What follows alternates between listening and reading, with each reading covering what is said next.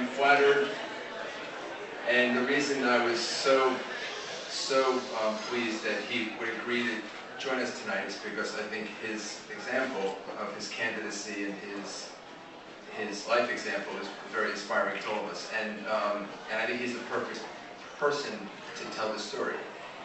The notion of using our resources to try to create something bigger than we are individually, public, private, for-profit, not-for-profit, and what the mayor does every day is inspiring, and he's not afraid to take a hard stand on tough issues and to represent the interests of the community, whether it's the popular thing to do, whether it's the majority, or whether it's the minority. And we're watching the struggle he's having right now, which and his refusal to step down and to stay out front of the issue is inspiring to everybody. So thank you, Mr. Mayor, and thank you for agreeing to be part of this book to help us tell the story. And this book, I repeat, I said it before, is not my book. I'm the facilitator, or I like to say I'm an accessory. But the book is 90 inspiring stories from 90 inspiring individuals. And they tell their story in their words, and at the end of every one of them, there is a call to action. And they tell you what you can do, what we can do with our resources, whether we even realize it or not. And these are difficult times right now, and financial resources are hard to come by, but we have so many other resources we don't always know. And there's so much that we can always do, and if we just kind of look inside, take inventory. So this book is meant to do that for you. It's within the pages, the covers of this book, which is this platform. It's the start of something bigger than just a book, which I'll tell you about briefly.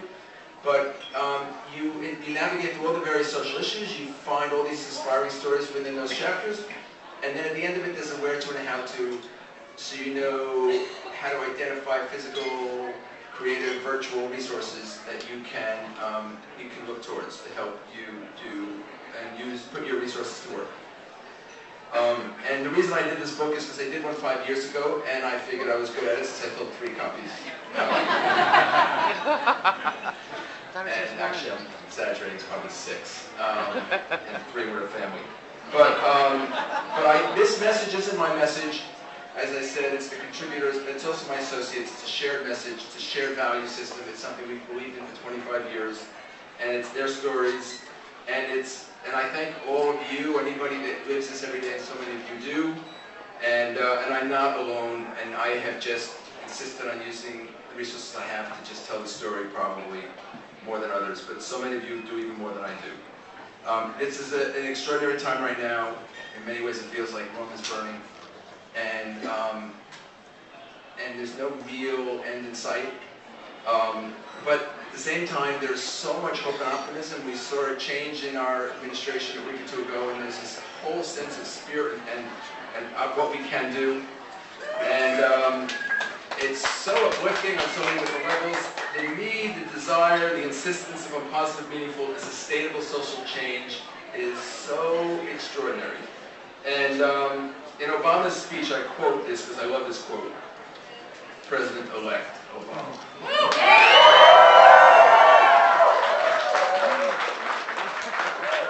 He said, "Let us summon a new spirit of patriotism, of service and responsibility, where each of us resolves to pitch in, work harder, and look after not only ourselves, but each other." And he can't do this alone. And he's an inspiring individual, as is your mayor, our mayor. But at the end of the day, we need to, as a community, consolidate our resources and do what we can. At the end of the day, we will make a significant and transformational and sustainable change. So this is my 25th year journey, and we have basically said it's about not what you look like on the outside alone, but who you are on the inside. And that's the message we've tried to send, and we think it's important that you wear cool shoes. And I don't want you to think that I think otherwise for 1 second. And what you stand for is as important as what you stand for, or not as important, but almost as important. But it's who we are that matters. So we set up, as part of this journey, the Awearness initiative. Started with a blog, awearnessblog.com. You can go there. It's a great community. It's a great sense of what's happening, and you can be part of it. You can tell us how you feel about what matters and also what doesn't. And then there's the book. And the book is the start of something much bigger. This is going to be a platform, and we're going to add on change agents on an ongoing basis. We're going to identify them, we're going to find them. Since I've been here, I've met so many just in the Bay Area that have inspired me to such an extraordinary level that I didn't know existed. And that's what happened with this damn project, because I started with 9 essays, which is what it was going to be. The book will be done in a week, not a week, maybe a month, and it was supposed to be out last Christmas. 9 essays turned out to be 90, and it could have been 900 if they didn't say stop. You got to get the book out. You got to tell the story. It's the most important story there is in time for Christmas, in time for the holidays. It's the greatest gift. It's the gift of giving.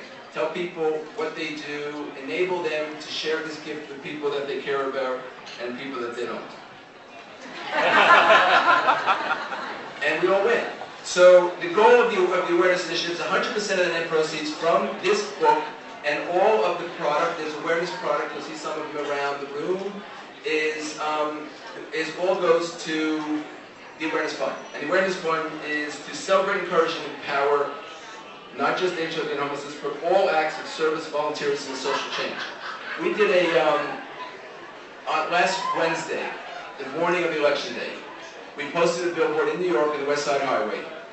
In New York, they reported the results at about, I think President-elect made his speech at 1 o'clock in the morning. At 6 o'clock, we had a billboard, a big billboard on the West Side Highway, which said, a precedent we can be proud of.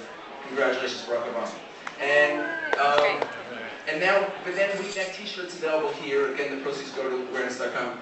People say, well, that was pretty bold. What would you have done if you didn't win? And because the billboard was going up at 4 in the morning, regardless. And as a business person, I'm going to tell you for the first time, I wasn't really telling people this story, but that billboard is sitting in a warehouse in New Jersey right now because it's not posted. The Plan B, if you didn't win, and it was out with the old, in with the older.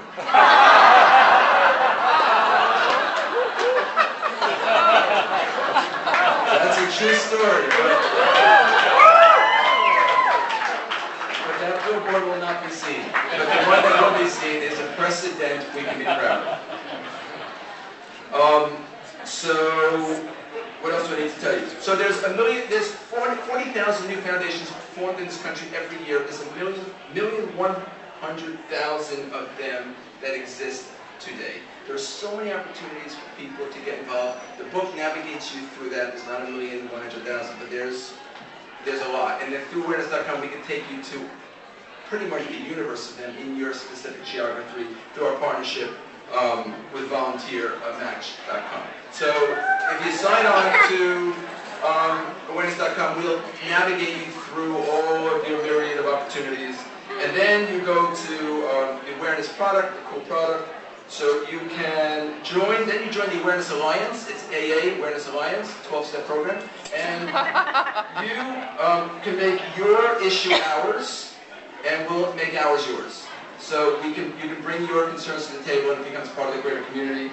And at the end of the day, we say you can change your effort, you can have to change, or both. And then finally, the last message is alone you're not going to fix this place, but together we can be an accessory. Thank you.